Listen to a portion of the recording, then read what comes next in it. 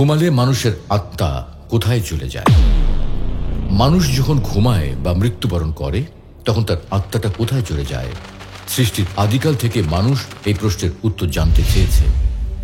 মানুষ তার নিজের মতো করে অনেক কিছুই ভেবেছে, নানাভাবে এই প্রশ্নের উত্তর পাওয়ার চেষ্টাও করেছে। খ্রিস্টপূর্ব 2500 অব্দের মিশরীয় পুরোহিতরা এই প্রশ্নের অনেক কাল্পনিক উত্তরও দিয়েছেন।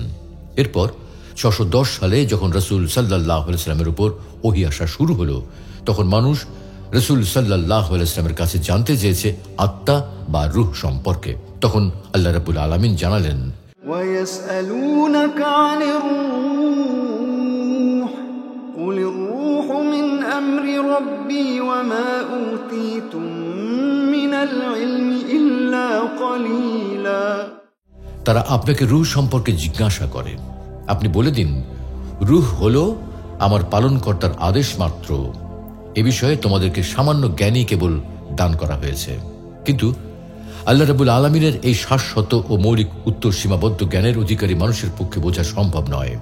তাই তিনি আরো বিস্তৃত উত্তর দিলেন, আল্লাহু ইয়াতাওয়াফাল আনফুস হিনা মাউতিহা ওয়াল্লাতী লাম তামুত ফী মানামিহা فيمسك التي قضى عليها الموت ويرسل الأخرى إلى أجل مسمى إن في ذلك لآيات لقوم يتفكرون। আল্লাহ মানুষের আত্মাগুলোকে মৃত্যুর সময় হরণ করে নেন, আর যারা মৃত্যুবরণ করে না তাদের আত্মাগুলোকে ঘুমের সময় হরণ করে নেন।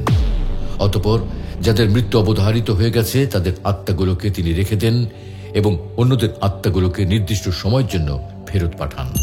নিশ্চয়ই এতে চিন্তাশীল সম্প্রদায়ের জন্য নিদর্শন রয়েছে। অন্য আরেকটি আয়াতে আল্লাহ তাআলা বলেন,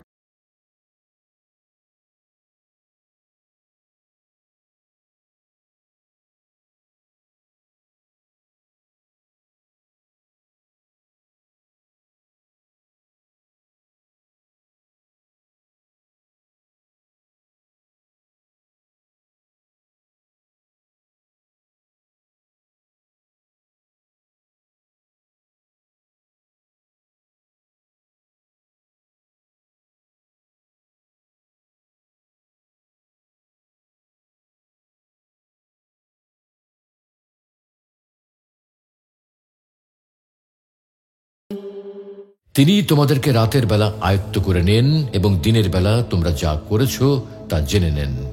অতঃপর তোমাদেরকে দিনের বেলায় জাগ্রত করেন যেন তোমরা নির্দিষ্ট সময় পার করতে পারো। আল্লামা ইবনু কাসির রহমতুল্লাহি আলাইহি বলেন, আল্লাহ তাআলা এই দুই সূরাতেই দুইবার মানুষের রূহ আয়ত্ত করে নেওয়ার কথা বলেছেন। একবার মৃত্যুর সময় আর একবার ঘুমের সময়। প্রথম সূরায় মৃত্যুর কথা আগে বলেছেন আর ঘুমের কথা পরে বলেছেন। দ্বিতীয় সূরায় প্রথমে ঘুমের কথা বলেছেন, পরে মৃত্যুর কথা বলেছেন।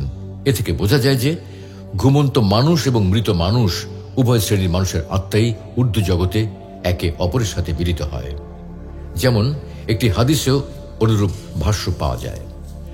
আবু হুরায়রা রাদিয়াল্লাহু তাআলা আনহু থেকে বর্ণিত, রাসূলুল্লাহ সাল্লাল্লাহু আলাইহি ওয়াসাল্লাম ঘুমের সময় এই দোয়া পড়তেন, হে আমার রব, আপনার নামে আমার শরীরটা বিছানায় রাখলাম এবং আপনার নামে আবারও উঠব। যদি আপনি ইতোমধ্যেই আমার জান কবজ করে নেন তাহলে তার উপর রহম করবেন, আর যদি তা আমাকে ফিরিয়ে দেন তবে তাকে এমনভাবে হিফাজত করবেন যেভাবে আপনি আপনার নেক বান্দাদের হিফাজত করে থাকেন। 1950 সালের আগে মনে করা হতো মানুষ যখন ঘুমায় তখন তার দেহ বা বডি এবং আত্মা বা স্পিরিট নিথর পড়ে থাকে, কোনো কার্যক্রম পরিচালনা করে না। কিন্তু এরপর বিজ্ঞানীদের ধারণায় পরিবর্তন আসতে থাকে। পৃথিবীর বিভিন্ন প্রান্ত থেকে মেডিকেল সায়েন্সের নতুন নতুন তথ্য আসতে থাকে। ক্লিনিক্যাল ডেথ অর্থাৎ শ্বাস প্রশ্বাস বন্ধ হয়ে যাওয়ার পরেও কিছুটা সময় মস্তিষ্কের নেটওয়ার্ক সিস্টেম সচল থাকা এবং বায়োলজিক্যাল ডেথ অর্থাৎ অক্সিজেনের অভাবে মস্তিষ্কের কার্যক্রম বন্ধ হয়ে যাওয়া। ঘুমন্ত অবস্থায় শরীর থেকে আত্মা পৃথক হয়ে যাওয়াটাকে কম্পিউটারের স্লিপ মোডের সাথে তুলনা করা যায়। যখন কম্পিউটারের স্ক্রিন অফ থাকে, আউটপুট দেওয়া অফ থাকে, কিন্তু সিপিইউ পূর্বের কমান্ড মতো কিছু কাজ করতে থাকে। অতঃপর স্টার্ট কমান্ড দেওয়া হলে স্ক্রিন অন হয়ে আগের মতো কার্যক্রম পরিচালনা করে। ঘুমন্ত অবস্থায় মানুষেরও তেমনি স্বাভাবিক কার্যক্রম বন্ধ থাকে, অথচ মস্তিষ্ক তখনও স্মৃতি সংরক্ষণ এবং স্মৃতি বিন্যাসের মতো গুরুত্ব কাজ করতে থাকে। অতঃপর জেগে উঠে আগের মতো স্বাভাবিক সব কার্যক্রম পরিচালনা করে। সুবহানাল্লাহ। কিং সাউদ বিশ্ববিদ্যালয়ের জিওলজি বিভাগের chairman, interpretation of the cosmic verses in the holy Quran এর লেখক প্রখ্যাত মিশরীয় ভূতত্ত্ব বিজ্ঞানী ডক্টর জগলুল আন-নাজ্জার বলেন, কোরআন ও সুন্নায়ে ঘুমন্ত অবস্থায় শরীর থেকে আত্মা পৃথক হয়ে যাওয়ার কথা বলা হয়েছে। মৃত্যুর সময় তা চূড়ান্তভাবে বিচ্ছিন্ন হয়ে যায়, আর ঘুমের সময় তা সাময়িকভাবে বিচ্ছিন্ন হয়। কিন্তু ঘুম থেকে জাগ্রত হওয়ার সময় আল্লাহ রাব্বুল আলামিন তা পুনরায় শরীরের সাথে সম্পৃক্ত করে দেন। এটা মানুষের প্রতি আল্লাহ রাব্বুল আলামিনের বিশেষ রহমত। তাই আমাদের উচিত ঘুমানোর আগে রাসূল সাল্লাল্লাহু আলাইহি ওয়াসাল্লামের শেখানো সেই দোয়া পড়ে ঘুমানো।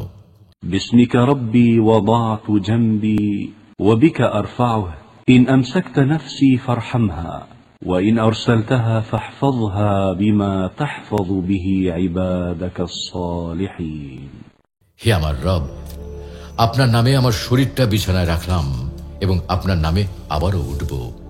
যদি আপনি ইতোমধ্যে আমার জান কবজ করে নেন তাহলে তার উপর রহম করবেন, আর যদি তা আমাকে ফিরিয়ে দেন তবে তাকে এমনভাবে হেফাজত করবেন যেভাবে আপনি আপনার নেক বান্দাদের হেফাজত করে থাকেন। আল্লাহ রাব্বুল আলামিন আমাদের সকলকে সুন্নাহ মোতাবেক জীবন যাপন করার তৌফিক দান করুন।